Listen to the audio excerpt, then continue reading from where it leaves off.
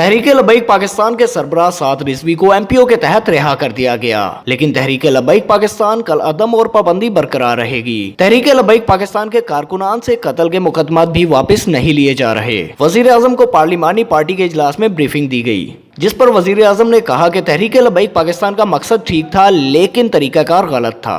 عالمی سطح پر مضبوط کیس پیش کرنے کے لیے جامع حکمت عملی کی ضرورت ہے۔ وزیر اعظم کے مذاکرات کی کامیابی پر وزیر داخلہ شیخ رشید نے بھی مبارکباد دی، جس پر وزیر اعظم نے شیخ رشید سے کہا آپ کام جاری رکھیں۔ ذیشان چودھری، آپ کا ٹی وی، لاہور۔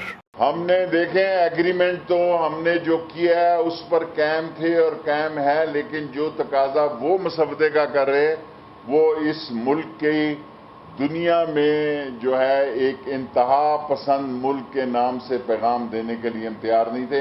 ہم کم لفظ، کم نرم، شائستہ اور پارلیمانی زبان میں وہ قرارداد لا رہے تھے جو انہوں نے یکسر مسترد کر دی۔